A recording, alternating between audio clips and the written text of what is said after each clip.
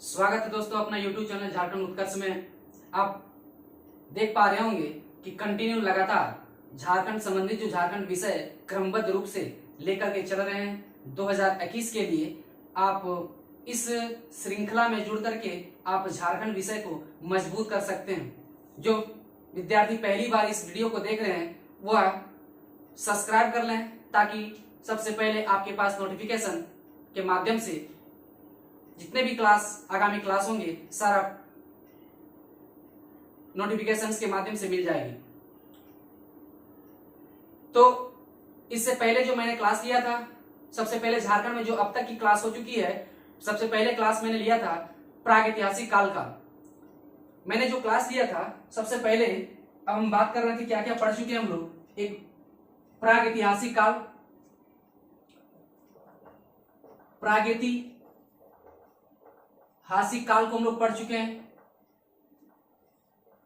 फिर धातु काल में झारखंड पढ़ चुके हैं। फिर हम लोग देखें वैदिक काल, वैदिक युग में झारखंड हम लोग पढ़ चुके हैं। और वैदिक काल के बाद वैदिकोत्तर काल जो आता है, वैदिकोत्तर काल में, इसी वैदिकोत्तर काल में हम लोग पढ़े थे धार्मिक आंदोलन, और इसी धार्मिक आंदोलन में हम लोग पढ़ चुके थे जैन धर्म और बौद्ध धर्म के बारे में पढ़ चुके कि झारखंड में किस कौन कौन सा एरिया में जैन धर्म का ज्यादा प्रचार प्रसार हुआ, बौद्ध धर्म का प्रचार प्रसार हुआ।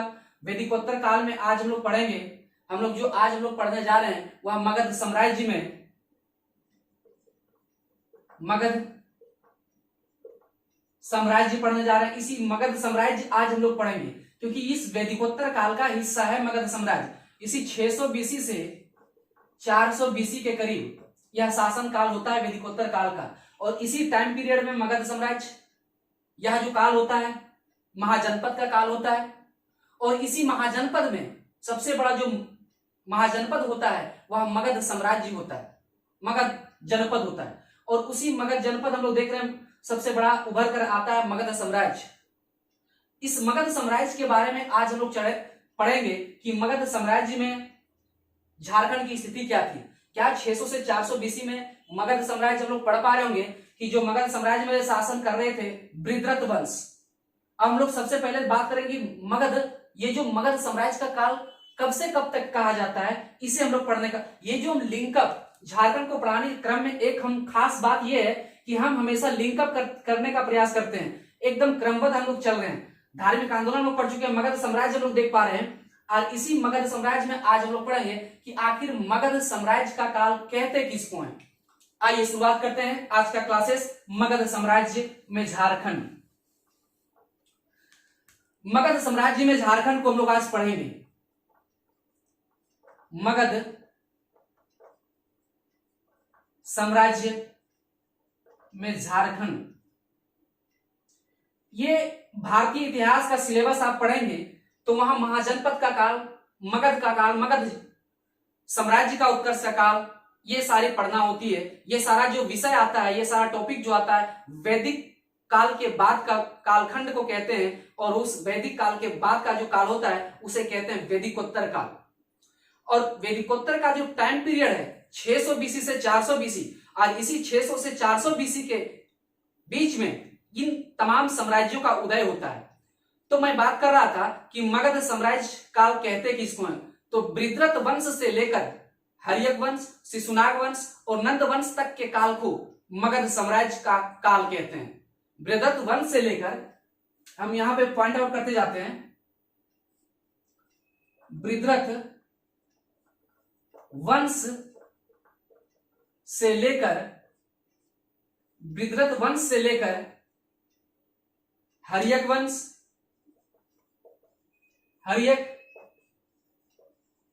शिशुनाग वंश और नंद वंश,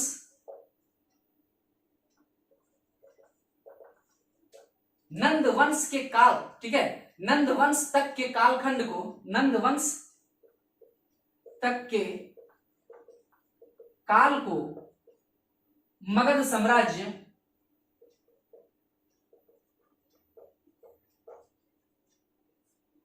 ठीक है, एक बार और यहाँ बृहद्रथ वंश से लेकर के हर्यक वंश, शिशुनाग वंश और नंद वंश तक के काल को मगध साम्राज्य का काल कहते हैं। मगध साम्राज्य का काल कहते हैं। ये मगध साम्राज्य का काल क्यों कह रहे हैं भाई? तो आप जान पा रहे हो कि मगध साम्राज्य में देखते होंगे ये जो हमारा देख रहे हैं, बृहद्रथ वंश भी शासन किया, हर्यक वंश भी शासन किया, शिशुनाग वंश भी शासन किया और नंद वंश भी शासन किया। यहाँ इन तमाम वंशों का जिक्र है और अंतिम जो नंद वंश है, नंद वंश की समाप्ति होती है और मगध साम्राज्य की भी समाप्ति होती है। तो ये जो मगध साम्राज्य, बृहद्रथ वंश का जो शासक था जरासंध, ऐसा माना जाता है कि जरासंध महाभारत के काल में इनका एक झारखंड में प्रवेश किए थे महाभारत के दौरान। ये 16 महाजनपदों में सबसे शक्तिशाली महाजनपद, 16 महाजनपदों में सबसे शक्तिशाली महाजनपद मगध था। मतलब इस मगध साम्राज्य, आप देख पा रहे हो कि महाजनपद में, भारतीय महाजनपद जो होता था उसमें 16 महाजनपद हुआ करते थे और उन 16 महाजनपद में जो सबसे बड़ा महाजनपद जो था वह था मगध। कौन था? मगध महाजनपद। ठीक है, तो 16 महाजनपदों में, इसी पॉइंट को हम लिखते हैं, 16 महाजनपदों में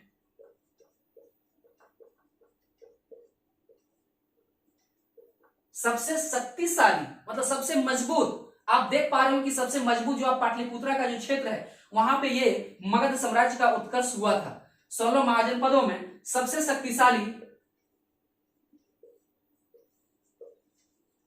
शक्तिशाली, एकदम समझते जाइएगा, एकदम बेसिक टू एडवांस चल रहे हैं। 16 महाजनपदों में सबसे शक्तिशाली महाजनपद मगध था।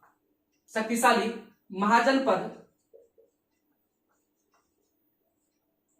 महाजनपद मगध था। ठीक है, अब हम लोग बात कर रहे थे कि 16 महाजनपदों में जो सबसे शक्तिशाली महाजनपद जो था मगध था, उन 16 में सबसे मजबूत जो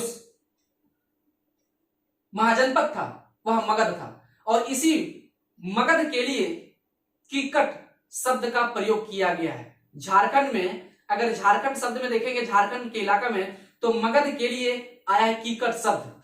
मगध के लिए कौन सा शब्द का प्रयोग किया गया? कीकट शब्द का प्रयोग किया गया। तो मगध के लिए कीकट शब्द का प्रयोग किया गया है। इसी मगध के लिए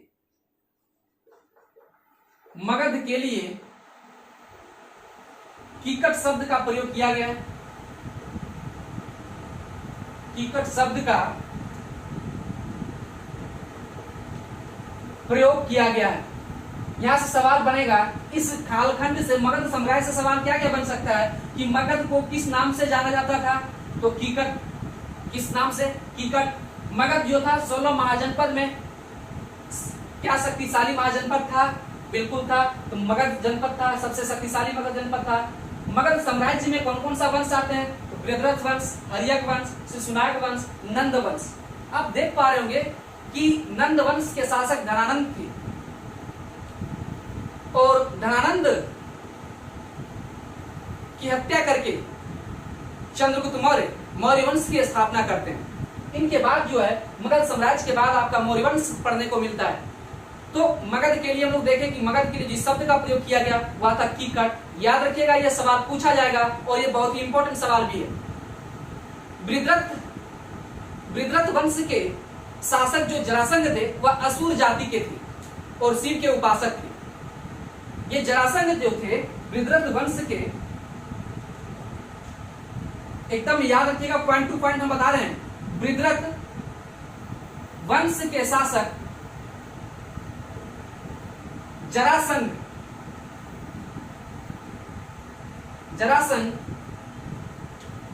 किस जाति से संबंधित है? असुर जाति के थे। जरासंध असुर जाति के थे। जरासंध असुर जाति थे और किनकी उपासना करते थे? तो शिव की उपासना करते थे। किनकी उपासना करते थे? शिव की। और शिव की उपासना करते थे। शिव की उपासना करते थे। इससे ये पता चल पा रहा है कि इसका मतलब है कि छठी शताब्दी ईसा पूर्व में आप देख पा रहे हैं कि असुर जाति का आगमन झारखंड में हो चुका था। मतलब प्रवेश होना प्रारंभ हो चुका था असुर जाति का। असुर जनजाति अभी देखते होंगे सबसे प्राचीन जनजाति हमारी झारखंड की। तो ये जो असुर जनजाति जो थी वह झारखंड में प्रवेश प्रारंभ करना शुरू कर चुकी थी। किस वंश से? वृत्रत वंश के शासक जरासंध खुद एक असुर जनजाति से संबंधित थे और ये शिव के उपासक भी थे। अब ये जो जरासंध थे और जरासंध का शासन जो चल रहा था इस वक्त अंग में चल रहा था। बंग का मतलब बंगाल हम लोग देख पा रहे हैं, कलिंग उड़ीसा का जो क्षेत्र उड़ीसा को कहते थे, और पुंड्र झारखंड के लिए शब्द का प्रयोग किया गया है। पुंड्र शब्द जो उपयोग किया गया है वह झारखंड के लिए किया गया है, और चेदी छत्तीसगढ़, इन तमाम क्षेत्रों में ये जरासंध का क्या होता था? शासन हुआ करता था। तो जरासंध का हम देखते हैं कि शासन क्षेत्र कौन कौन सा है। जरासंध का शासन क्षेत्र, इससे साफ पता चलता है कि क्या जरासंध झारखंड में भी शासन कर पा रहे थे। आइए जरासंध के बारे में बात करते हैं।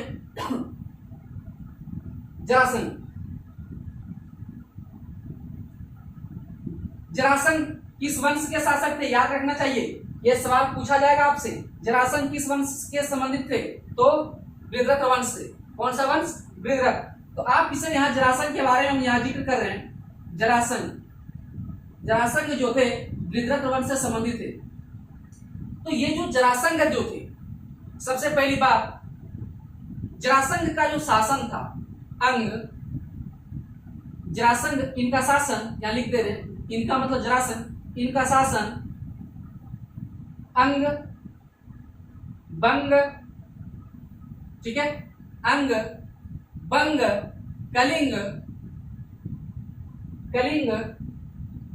कलिंग मतलब उड़ीसा को कलिंग प्राचीन नाम के रूप में उस वक्त पुकारा जाता था। बंग बंगाल हम लोग देख पा रहे होंगे, और ये ठीक है, अंग, बंग, कलिंग और पुंड्र झारखंड के लिए शब्द का प्रयोग किया गया है। झारखंड के लिए प्रयोग किया गया। तो इनका शासन अंग, बंग, कलिंग, पुंड्र, और एक आपका देख पा रहे होंगे कि चेदी, जो छत्तीसगढ़ के लिए ये यूज हुआ है। चेदी ये छत्तीसगढ़ की बात करता है। तो इसका मतलब है, तो इनका शासन चेदी पर इत्यादि पर था। ठीक है, मतलब जरासंध जो शासन कर रहा था, कहां कर रहा था? अंग में भी कर रहा था, बंग में भी कर रहा था, कलिंग में भी कर रहा था, पुंड्र में कर रहा था, चेदी में कर रहा था। इन तमाम क्षेत्रों पर, इन तमाम इलाकों पर जरासंध साहब इस पर क्या कर रहे थे? शासन कर रहे थे, सत्ता का संचालन कर रहे थे। उसी क्रम में पुंड्र जो शब्द आया झारखंड में, इससे साफ पता चल पा रहा है कि जरासंध जो थे झारखंड में भी शासन कहीं ना कहीं वह कर रहे थे। पुंड्र जो शब्द का इस्तेमाल किए हैं वो झारखंड के लिए किए हैं। तो इससे साफ पता चल रहा है। अब यहाँ जो जरासंध जो है, ऐसा माना जाता है कि जरासंध अपने शत्रुओं को झारखंड के जंगलों में छोड़ देते थे। जरासंध जो थे, जरासंध अपने शत्रुओं को झारखंड के जंगलों में छोड़ देते थे, यह समझकर कि हिंसक पशु उसे मार कर खा जाएंगे। ठीक है, ये बात पता चलती है हम लोगों को कि जरासंध जो थे, ये लिखने वाली बात नहीं, इसे समझने वाली बात है कि जरासंध साहब, इसका मतलब है, इससे पता चल पा रहा है कि अपने जितने भी शत्रु थे जरासंध के सारे शत्रु को झारखंड के जंगलों में छोड़ देते थे, ताकि वह इस बात को जानते थे कि जो हिंसक पशु है, हिंसक जानवर है, उसे मार करके क्या कर देंगे? खा जाएंगे। तो इससे पता चलता है कि कहीं ना कहीं झारखंड से जरासंध का संबंध तो था, कहीं ना कहीं झारखंड से परिचित तो था जरासंध। अब जरासंध जो थे, जरासंध के समय झारखंड जो था मगध साम्राज्य का दक्षिणी भाग था।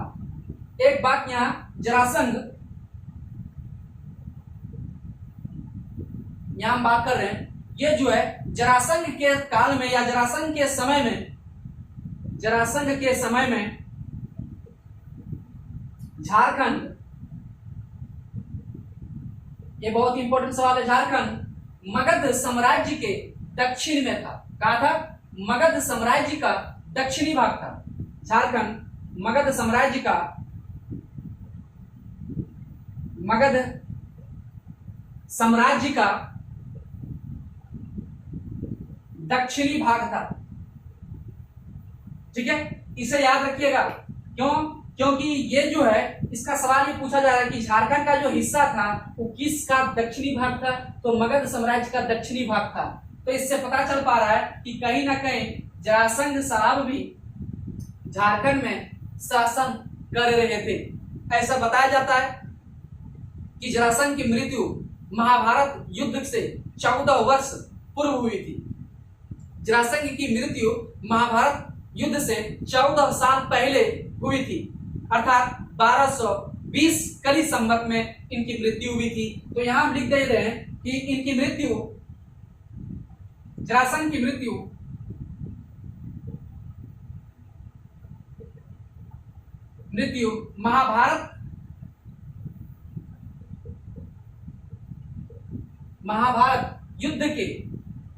महाभारत युद्ध से 14 वर्ष पूर्व, महाभारत युद्ध से 14 वर्ष पूर्व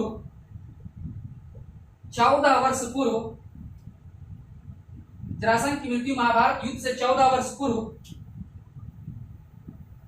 हुई थी। ऐसा माना जाता है कि 1220 कली संवत में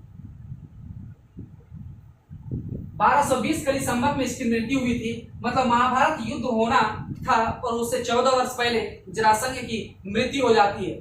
तो इससे साफ पता चल पा रहा है कि कहीं ना कहीं वृत्रथ वंश के शासक भी झारखंड का दायरा, झारखंड क्षेत्र में भ्रमण किए, झारखंड क्षेत्र से परिचित थे। और यदि परिचित थे तभी तो ये पूर्ण पर शासन कर रहे हैं। पुण्र पर जो झारखंड शब्द, ये झारखंड के लिए जो शब्द का प्रयोग किया गया, पुण्र शब्द झारखंड के लिए प्रयोग किया गया है। इसका मतलब है कि जरासंध का भी शासन झारखंड में रहा है। तो यहाँ से सवाल इस प्रकार से आएगा कि जरासंध के समय में मगध साम्राज्य का कौन सा हिस्सा झारखंड का था, तो दक्षिणी हिस्सा कौन सा झारखंड का था। अब सवाल यह आएगा कि जरासंध उस वक्त किन किन क्षेत्रों में शासन कर रहा था, या जो क्षेत्र शासन कर रहा था तो पुंड्रु में, कलिंग में, अंग में, बंग में और चेदी में भी शासन कर रहा था। तो ये जो जरासंध का जो शासन काल जो चल रहा है तो कहीं ना कहीं 600 बीसी से 400 बीसी के करीब चल रहा है, इसी के इर्द गिर्द में, इसी के बीच में ही चल रहा है। तो आप इसे याद रखिएगा, क्योंकि एकदम एग्जैक्ट डेट तो क्लियर आपको पता चल नहीं पाएगा, लेकिन फिर भी इस डेट को मेमोराइज में फिट कर लीजिएगा कि यह जो घटना घट रही है वह 600 बीसी से लेकर के 400 बीसी में आसपास में ही घटना घट रही है। आप देख पा रहे हो कि 600 बीसी में ही बौद्ध धर्म का आगाज हुआ था और धार्मिक आंदोलन 6ठी शताब्दी में हुई थी, और 6ठी शताब्दी में ये मुंडाओं का आगमन भी हो चुका था। आप यहाँ देख रहे होंगे, आज 6ठी शताब्दी में यहाँ देख पा रहे होंगे कि इस प्रकार से ये वृद्धत वंश का भी शासन इधर आगमन हो चुका है। तो कहीं ना कहीं ये हमारा जरासंध झारखंड क्षेत्र में भी शासन किया है, इसे आप याद रखेंगे। अब बात आती है वृद्धत वंश के बाद जो मैंने वंश बताया था, हर्यक वंश। कौन सा? हर्यक वंश, फिर शिशुनाग वंश, फिर नंद वंश। अब इन वंशों को हम देखते हैं। अब जो हर्यक वंश है, वृद्धत वंश में एक शासक, जरासंध के बारे में केवल हम लोग पढ़े, उसके बाद हम लोग आते हैं नेक्स्ट, क्योंकि अन्य राजाओं के साथ में झारखंड के बारे में कोई भी चर्चा नहीं की गई है, इसीलिए अन्य राजाओं का, अन्य शासकों के बारे में हम नहीं जिक्र कर रहे हैं। उसके बाद आता है नेक्स्ट जो पॉइंट आता है हर्यक वंश। नेक्स्ट वंश जो आता है हर्यक वंश। इस हर्यक वंश में 3 शासक बहुत ही महत्वपूर्ण शासक थे। हर्यक वंश में बिंबिसार, अजातशत्रु और उदयन। हम यहां लिख देते हैं बिंबिसार, अजातशत्रु और उदयन।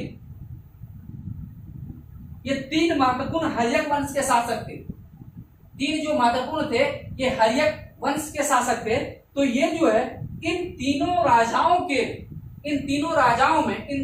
राजाओं के साथ में झारखंड की कोई भी चर्चा नहीं की गई है। झारखंड के बारे में कोई भी जिक्र नहीं की गई है। जब तक ये तीनों शासन कर रहे थे अपने शासन काल में, तब तक झारखंड का कोई भी चर्चा नहीं की गई।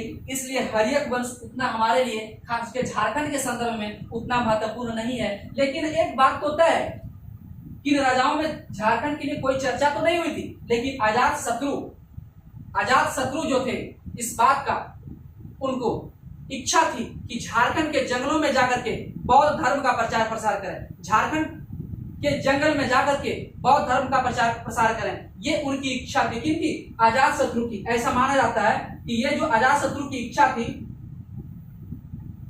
अजातशत्रु की इच्छा थी कि झारखंड के जंगलों में, जंगल क्षेत्रों में बौद्ध धर्म का प्रचार करें, बौद्ध धर्म का प्रचार प्रसार करें। यह जानकारी मिलती है कि इनका थोड़ा सा इच्छा था कि झारखंड के क्षेत्र में जाकर के आत्मिक जो जनजाति थी उन जनजातियों के बारे में क्या कर रहे थे? प्रचार प्रसार करें। ये उनकी मतलब उनकी इच्छा थी, तमन्ना थी, ऐसा हमें साक्ष्य पता चलता है। लेकिन अन्य राजाओं के बारे में कोई भी झारखंड के संदर्भ में जानकारी नहीं मिलती है, इसीलिए हर्यक वंश हमारे लिए उतना भी इंपॉर्टेंस झारखंड के संदर्भ में नहीं है। ठीक है, यहां तक क्लियर है। हर्यक वंश के बाद हम लोग आते हैं शिशुनाग वंश, और एक आपका आता है शिशुनाग वंश। शिशुनाग वंश, अब यह शिशुनाग वंश में भी आप देख पा रहे होंगे कि शिशुनाग वंश में भी दो महत्वपूर्ण शासक हुए थे, एक शिशुनाग और दूसरा कालाशोक। एक शिशुनाग और दूसरा कालाशोक। ये भारतीय इतिहास में आप बेहतरीन ढंग से वहां हम पढ़ेंगे, लेकिन फिर भी यहाँ क्रमबद्धता को मेंटेन करने के लिए, क्रमबद्धता को बनाए रखने के लिए इन वंशों का मुझे जिक्र करना पड़ रहा है। अगर शायद हम इन वंश को ना लिखते फिर भी ये हम लोगों से कोई आपत्ति नहीं था, ये चल जाता, लेकिन फिर भी इस वंश को हम ले रहे हैं ताकि आपका एक क्रमबद्ध, आपका कॉन्सेप्ट आपका माइंडसेट में तब्दील हो सके, माइंड में बैठ जाए हमेशा के लिए। तो शिशुनाग वंश, शिशुनाग साहब थे और एक कालाशोक साहब थे। इन दोनों राजाओं, इन दोनों शासकों के समय में भी झारखंड के बारे में भी कोई चर्चा नहीं की गई, इसीलिए शिशुनाग वंश के बारे में भी झारखंड के संदर्भ में कोई चर्चा नहीं मिलती है। इसीलिए हम लोग शिशुनाग वंश के बारे में भी यहाँ अध्ययन नहीं करते हैं, और यहाँ हर्यक वंश का भी झारखंड के संदर्भ में अध्ययन नहीं करते हैं। शिशुनाग वंश के बारे में भी झारखंड के संदर्भ में हम अध्ययन नहीं करते हैं। लेकिन ये तीनों जो वंश बता रहे हैं, नेक्स्ट, ये जो भारतीय संदर्भ बहुत ही इंपॉर्टेंस है। भारतीय जब इतिहास पढ़ेंगे हम लोग तो वहां बहुत ही इंपॉर्टेंस है, इससे सवाल बार बार बनते हैं। नेक्स्ट जो हमारा आता है, इसी मगध साम्राज्य के बारे में बात कर रहे हैं। मगध साम्राज्य में आप देख लीजिए बृहद्रथ वंश हम लोग देख लिए, पहला वंश पढ़े, दूसरा वंश हर्यक वंश, तीसरा शिशुनाग वंश, और चौथा नंद वंश के बारे में पढ़ते हैं। और नंद वंश के बारे में सिर्फ इतनी जानकारी मिलती है कि नंद की सेनाओं में झारखंड से हाथी ले जाया करते थे, केवल और केवल यही जानकारी हमें मिल पाती है नंद वंश के संदर्भ में।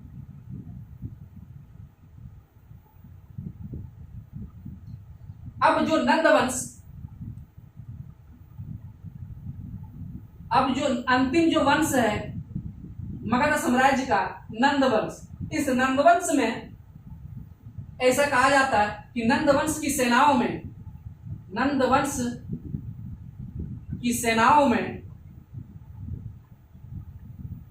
झारखंड से हाथी मंगाया जाता था केवल और केवल। यहाँ इसमें नंदवंश में बहुत सारे शासक हैं, लेकिन नंदवंश का जो अंतिम शासक थे धनानंद साहब। अब इसी समय में भी ऐसा माना जाता है कि नंदवंश की सेनाओं में झारखंड से हाथी मंगाया जाता था। आप इतना सोचिए कि झारखंड इतना संसाधनों से परिपूर्ण था उस वक्त, जो झारखंड से जितने भी हाथी ले जाया करते थे, और एक विशाल महाजनपद में बहुत बड़ा योगदान हाथियों का भी रहा, और साथ साथ लोहा का झारखंड से बहुत बड़ा मात्रा में, अगर शायद झारखंड से लोहा ना मंगवाए होते तो शायद इतनी बड़ी महाजनपद देखने को मिलती। इसलिए नंदवंश का सिर्फ और सिर्फ हम लोग इतनी जानकारी मिलती है झारखंड के संदर्भ में कि नंदवंश की सेनाओं में झारखंड से हाथी मंगाया जाता था। ये जो हम लोग देख रहे थे झारखंड से हाथी मंगाया था नंदवंश। अब हमारा जो था वैदिक काल से वैदिकोत्तर काल हम लोग देखे। वैदिकोत्तर में मगध साम्राज्य हम लोग पढ़ लिए। मगध साम्राज्य में लोग कहां तक पहुंच गए? बृहद्रथ वंश खत्म हो गया, हर्यक वंश खत्म हो गया, शिशुनाग वंश खत्म हो गया, नंद वंश खत्म हो गया। अब नंद वंश का अंतिम शासक थे धनानंद साहब। अब धनानंद साहब को पराजित करने वाले चंद्रगुप्त मौर्य अपने गुरु की मदद से, चाणक्य की मदद से, मतलब चंद्रगुप्त मौर्य नंद वंश के अंतिम शासक धनानंद को पराजित कर मौर्य वंश की स्थापना करते हैं। अब जो कालखंड जो आया, अब इसके आगे की जो कालखंड है उसे हम लोग कहते हैं मौर्य वंश। क्या कहते हैं? मौर्य वंश। और इस मौर्य वंश का जो कालखंड हम लोग कहते हैं 400 बीसी से 185 बीसी तक के कालखंड को हम इसको औसतन लेकर चल रहे हैं 185 बीसी। आपके बुक में भी कुछ अलग दिए होंगे, उससे आप घबराइएगा नहीं, लेकिन इसको केवल एक माइंड में फिट कर लीजिए कि इस टाइम पीरियड में मौर्य वंश भारत में चल रहा था। कौन सा? मौर्य वंश शासन कर रहा था, मौर्य वंश चल रहा था। और इस मौर्य वंश के जो संस्थापक थे वह थे चंद्रगुप्त मौर्य। और चंद्रगुप्त मौर्य नंद वंश के अंतिम शासक धनानंद, इसी नंद वंश के अंतिम शासक थे धनानंद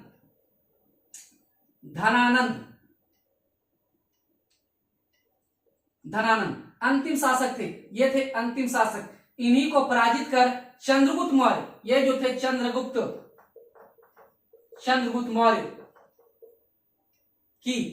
मौर्य मौर्य वंश की स्थापना करते हैं। तो आप इस बात को समझ लीजिए कि जो मौर्य वंश की स्थापना किसने की? चंद्रगुप्त मौर्य। यहां तक क्लियर है? अब चंद्रगुप्त के गुरु जो थे, चंद्रगुप्त के गुरु, अब यहां थोड़ा सा लिखते चले जाते हैं ताकि आपको नोट्स बनाने में सुविधा होगा। चंद्रगुप्त मौर्य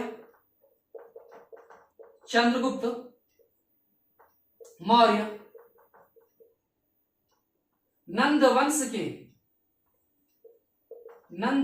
के अंतिम शासक धनानंद को पराजित कर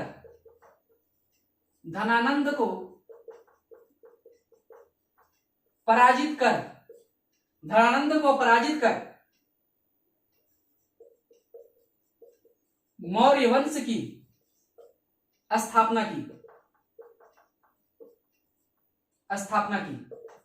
तो धनानंद साहब को याद रखिएगा, क्योंकि अंतिम शासक थे नंद वंश। जब यही शासक थे, जब पराजित हो गए तो नंद वंश समाप्ति हो गया। और नंद वंश की समाप्ति के बाद मौर्य वंश का सत्ता आता है, और मौर्य वंश के बाद यहाँ चंद्रगुप्त मौर्य का शासन चलता है।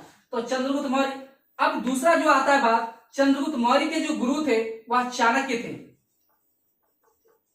चंद्रगुप्त मौर्य के गुरु कौन थे? चाणक्य थे। चाणक्य, जिन्हें हम लोग कौटिल्य भी बोलते हैं।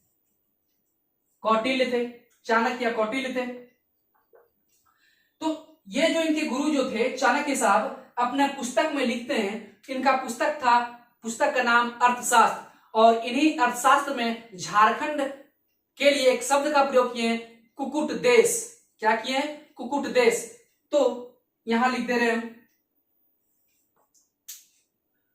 चाणक्य थे।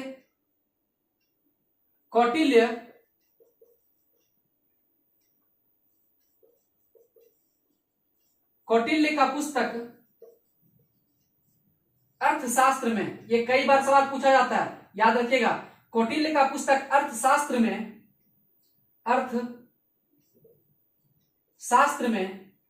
झारखंड के लिए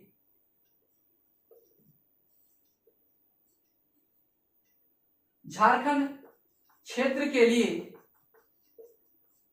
कुकुट, ठीक है, झारखंड क्षेत्र के लिए हम लोग जो देख पा रहे हैं कुकुट देश का प्रयोग किया। कौन सा? कुकुट देश।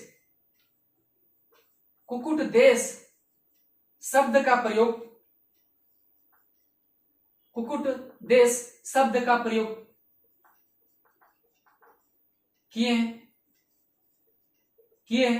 ठीक है।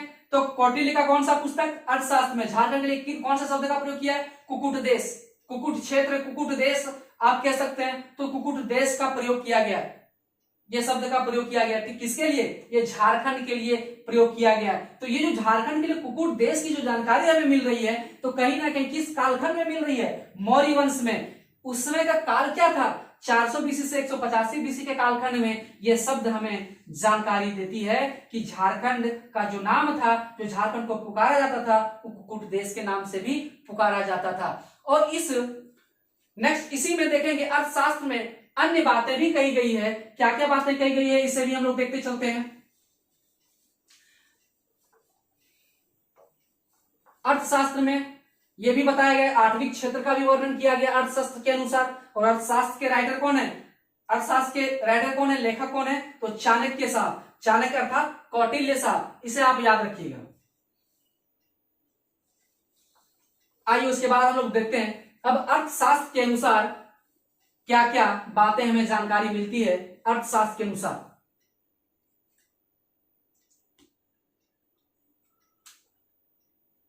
अर्थशास्त्र के अनुसार हम लोग देखते हैं,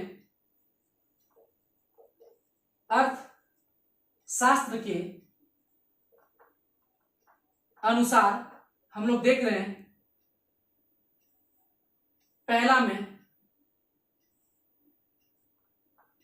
पहला जो जानकारी देता है अर्थशास्त्र, जो जानकारी हमें देता है, जानकारी ये देता है कि वनवासियों को नियंत्रित रखने के लिए, वनवासियों को नियंत्रित करने के लिए और मगध क्षेत्र को सुरक्षित रखने के लिए वनवासियों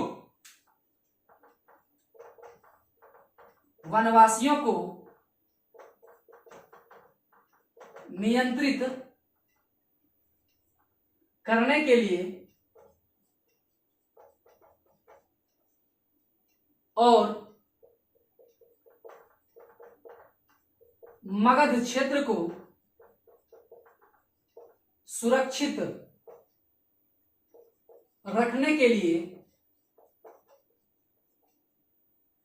आटविक नामक पदाधिकारी का नियुक्त करते हैं। क्या करते हैं? आटविक, कौन सा?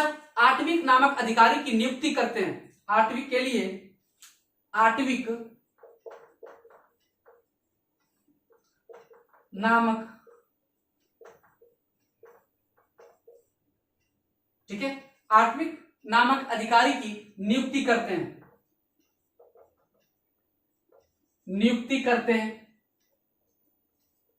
ठीक है। अब यहां हम लोग इस बात का, चाणक्य साहब लिखते हैं अपने पुस्तक अर्थशास्त्र में कि झारखंड का जो क्षेत्र है, उन वनवासियों, झारखंड के जंगलों में रहने वाले जो वासी हैं, जो वन में रहने वाले जो वासी हैं अर्थात वनवासी हैं, उनको नियंत्रित करने के लिए अर्थात अपने क्षेत्र मगध क्षेत्र को सुरक्षित करने के लिए क्या किया गया? एक आटविक नामक पदाधिकारी की नियुक्ति की गई। आप इसमें देखेंगे कि आटविक क्षेत्र में आप देख पा रहे होंगे कि नागाध्यक्ष, इसके अंतर्गत अन्य अधिकारी भी थे। नागाध्यक्ष, वनाध्यक्ष, ये आटविक नामक अधिकारी के अंतर्गत अन्य अधिकारी, सहयोगी अधिकारी थे। कौन कौन?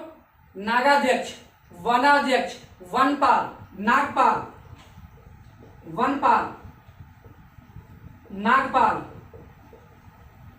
इत्यादि, ये जो सारे पदाधिकारी थे, ये आटविक अधिकारी के अंतर्गत काम कर रहे थे। तो यह जानकारी हमें अर्थशास्त्र से मिलती है। तो अर्थशास्त्र से मिलती है तो इसका मतलब ये क्लियर हो गया। और इसी आठवीं क्षेत्र में आप देखें कि आठवीं क्षेत्र में आते थे जनजाति लोग। इसी जनजाति लोग के अंतर्गत ही हम लोग क्या कर रहे थे कि इसी जनजाति लोगों के लिए ही सुरक्षा प्रदान करना चाह रहे थे। कौन? मगध साम्राज्य के राजाओं द्वारा। दूसरा और क्या जानकारी देता है? दूसरी जानकारी क्या देता है हमें? जानकारी देता है कि मगध से दक्षिण भारत की ओर जाने वाला जो रास्ता है, मगध से दक्षिण भारत की ओर जाने वाला रास्ता, जाने वाला व्यापारिक मार्ग, मगध से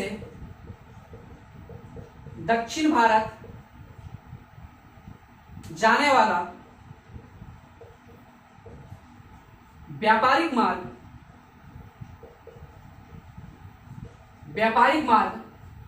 झारखंड से होकर गुजरता है। झारखंड से होकर गुजरता है, मतलब मगध से दक्षिण भारत की ओर जाने वाला जो रास्ता व्यापारिक मार्ग है वह झारखंड से होकर गुजरता है। इसका मतलब इस बात का पता चल पा रहा है कि झारखंड कहीं ना कहीं झारखंड का व्यापारिक महत्व भी था, इसलिए झारखंड का व्यापारिक क्या था, महत्व भी था। इसलिए मगध से दक्षिण भारत जाने वाला व्यापारिक मार्ग झारखंड से होकर गुजरता था। इसका मतलब क्या हुआ, इसका मतलब हुआ कि झारखंड भी व्यापारिक महत्व था, व्यापारिक केंद्र भी था। झारखंड में क्या होता था, व्यापारिक महत्व रखता था। तो कहीं ना कहीं ये अर्थशास्त्र से हमें जानकारी मिलती है। अर्थशास्त्र से हमें इस बात की भी जानकारी मिलती है कि एक नदी है इंद्रवाहक नदी, एक नदी है इंद्रवाहक नदी से हीरा प्राप्त होता है। ऐसी जानकारी हमें चाणक्य साहब देते हैं, कौटिल्य साहब, कि इंद्रवाहक जो है, तीसरी जो जानकारी, तीसरी बड़ी जानकारी हमें जो मिलती है, इंद्रवाहक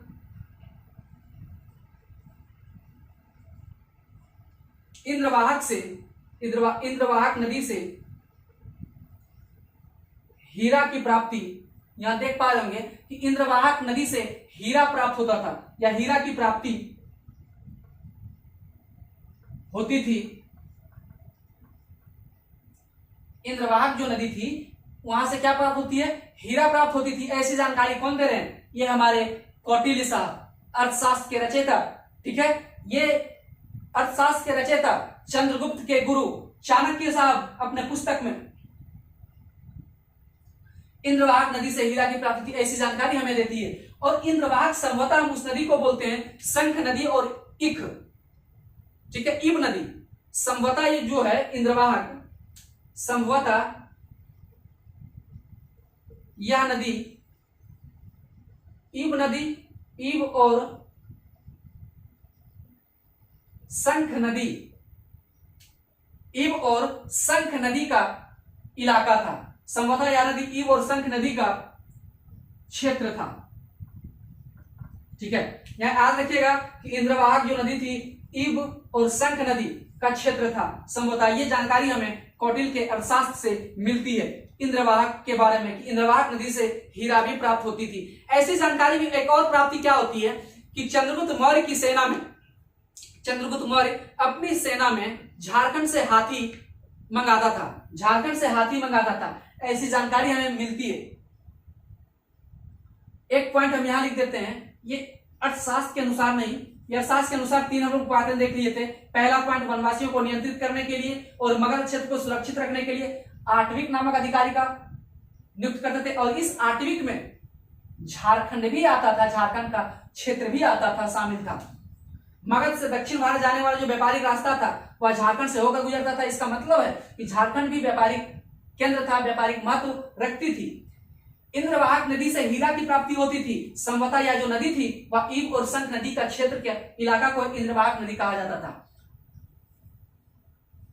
एक अंतिम पॉइंट हम लोग देख पा रहे होंगे यहां से, चंद्रगुप्त मौर्य के शासनकाल में, चंद्रगुप्त मौर्य के शासनकाल में एक बात है कि चंद्रगुप्त मौर्य के समय में भी,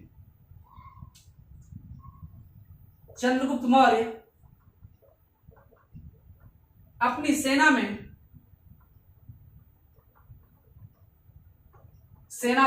झारखंड से हाथी मंगाता था। ठीक है, मतलब चंद्रगुप्त मौर्य साहब भी अपनी सेना में हाथियों का जो कलेक्शन किया करते थे, हाथी को जो लाते थे वह झारखंड से भी लाते थे। तो कहीं ना कहीं चंद्रगुप्त मौर्य के समय में भी झारखंड के बारे में लोग जानते थे, झारखंड का भ्रमण किया करते थे, झारखंड के बारे में कुछ ना कुछ जानकारी मिलती। अब इनके पोते, चंद्रगुप्त मौर्य के जो पोते हैं अशोक, बहुत ही सहिष्णु शासक भी थे और महान शासक भी हैं अपने कालखंड में। अब अशोक के बारे में देखेंगे, ये अशोक के बारे में, चंद्रगुप्त मौर्य के बाद एक शासक आते हैं मौर्य साम्राज्य के, वह है अशोक। अब इस अशोक के बारे में पढ़ेंगे। पहला पॉइंट तो ये कि चंद्रगुप्त मौर्य के पोते थे, चंद्रगुप्त मौर्य के पोते थे। ठीक है, दूसरा पॉइंट, अशोक के 13वें शिलालेख में इस बात की जानकारी मिलती है कि अशोक के सीमावर्ती राज्यों की सूची मिलती है। अशोक के 13वें शिलालेख में, अशोक के 13वें शिलालेख, हम 13वें लिख दे रहे हैं, अशोक के 13वें शिलालेख में क्या जानकारी मिलती है? कुछ क्षेत्रीय सीमावर्ती राज्यों की सूची मिलती है। सीमावर्ती, अशोक के सीमावर्ती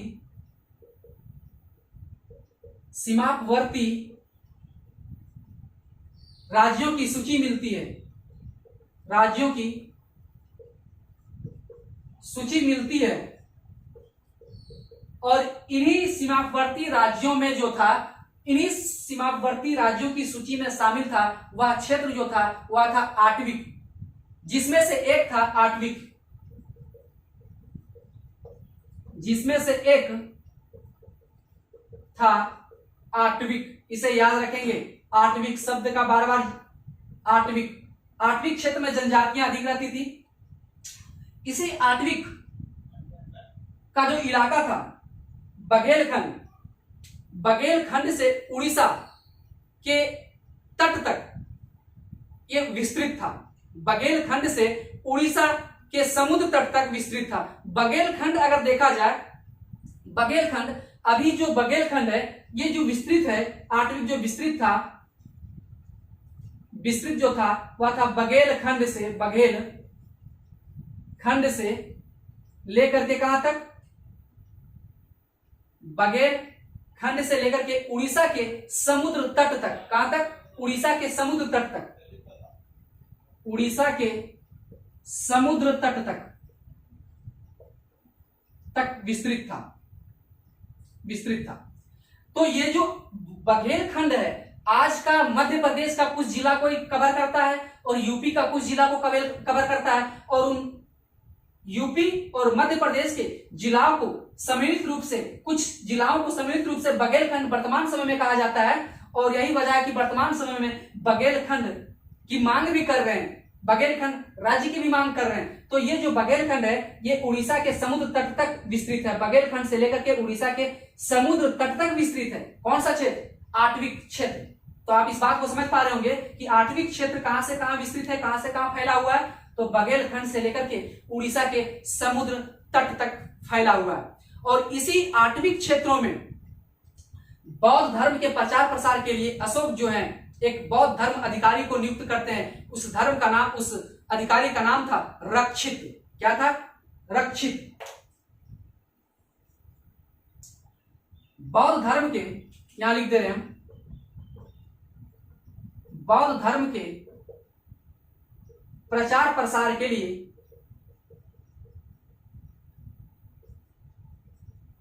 प्रचार प्रसार के लिए रक्षित के लिए धार्मिक अधिकारी के लिए रक्षित नामक रक्षित अधिकारी को रक्षित को नियुक्त किया। ठीक है, ये आटविक जो क्षेत्र था उसमें जनजाति लोग रहा था। अशोक चाहते थे कि इन क्षेत्रों में क्या हो, इन जनजातियों में भी बौद्ध धर्म का प्रचार प्रसार हो। इसीलिए उन जनजातियों में प्रचार प्रसार करने के लिए एक धार्मिक अधिकारी को नियुक्ति करते हैं और उस धार्मिक अधिकारी का नाम था रक्षित। और यही रक्षित झारखंड में आकर के बौद्ध धर्म का प्रचार प्रसार कर रहे थे। कौन सा क्षेत्र में? तो आटविक क्षेत्र में। इसे आप याद रखेंगे। एक जानकारी और हमें अशोक के अभिलेख संख्या 2 से मिलती है, कलिंग अभिलेख संख्या 2। यहां हम लिख दे रहे हैं अशोक के कलिंग अभिलेख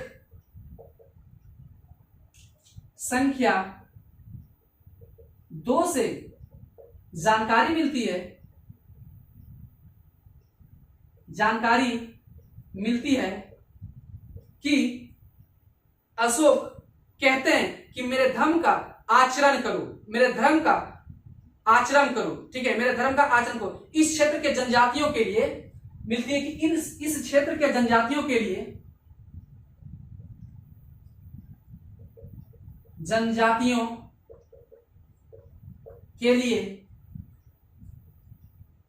कहते हैं कि मेरे धर्म का